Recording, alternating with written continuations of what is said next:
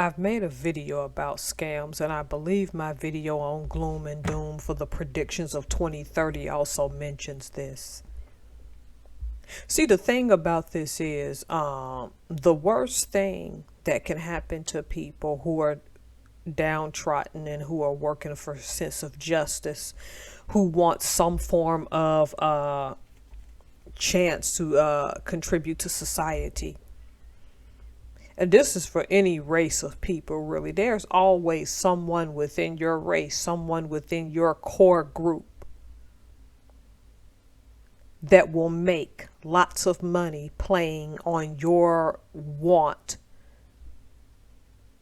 for economic security, for societal recognition, your ability to want better dental, better health, better food for your communities. There is always one is going to rise, or that one could turn to a few. And in the process of wanting these things, they fail to understand.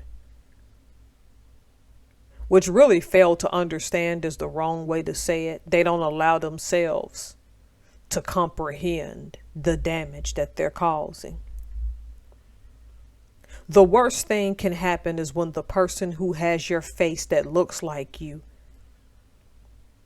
that has that underdog story, that one thing that they tell you that's going to help you, you find out it's all a lie.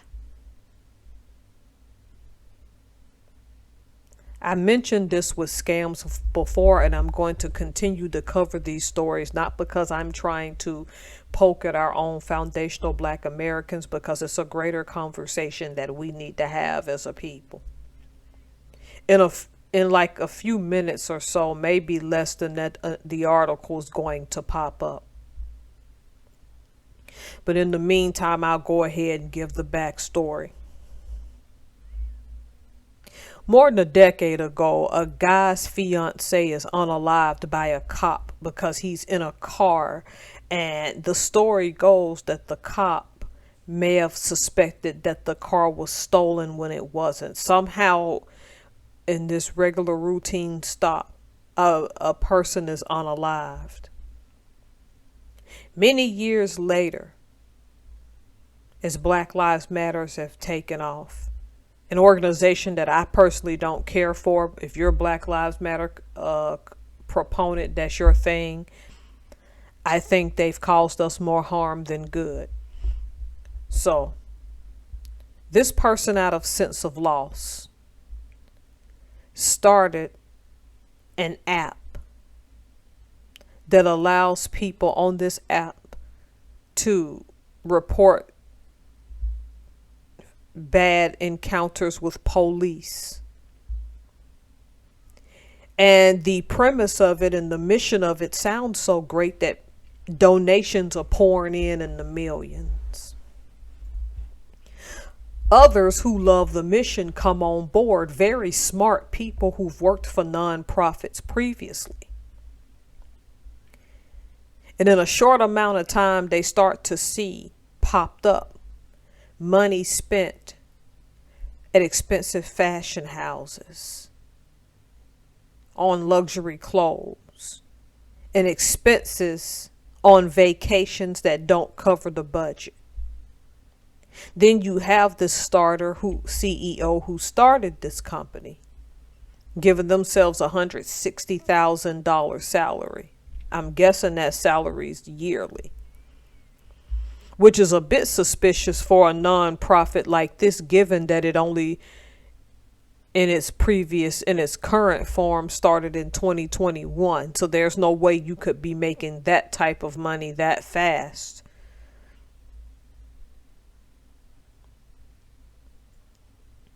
According to the person who's the CEO, okay, because this finally failed, the donations quit coming. These are all allegations right now. Again, it's another case where the article doesn't tell you the full story, but someone close to it could tell you. The person who founded this app put the full blame on himself and said all that happened is that it just failed. but that the other allegations against them's not true. However, you got several people who once worked for that nonprofit that said that they had to fire this person from their own board because those expenses were being allocated to things that had nothing to do with that. And the fact that funding was pulled away from people who were once on board is telling. Here's what you as a foundational Black American listening right now need to take from this. Someone amongst your own ranks can look the part, dress the part, have your face, have your culture. And while they smile at you and talk eloquently, hold themselves up eloquently online, paint a pretty picture for you that you're like, yeah, this looks professional. They know the entire time that despite having that cultural tie, despite having that essential mission to say that they're going to help you, they can look you in the face most of the time, if not the entire time, and know that they were going to screw you over. That the thing that they think they were going to help you with was an afterthought. Or they started off innocently enough trying to help you. This goes beyond this at this point. Beyond this app, we're discussing in general right now, which is why I brought up Black Lives Matter. These people know, because in addition, just like Black Lives Matter, it is rumored that this person bought expensive mansions as well. You have to consider that someone in your own culture sees you as nothing more than a hustle. And while you struggle and while you have problems, they only care about the bottom line. Now, from what I gather from this story, this person really did lose someone that they were going to marry in a tragic situation. So I'm not downplaying their grief. I'm not downplaying the severity of a routine traffic stop that turned out to be some type of possible unaliving as a result of profiling. Because the unaliving itself, to me, far as I read into it, really happened. But it's the profiling based on a preconceived notion. We don't know the whole story on that either. So I believe some type of incident happened where someone was unalived and there was grief and pain. And that's what makes this story really messed up for foundational Black Americans. Because someone turned their grief and pain that they initially wanted to be a good thing into taking money from you.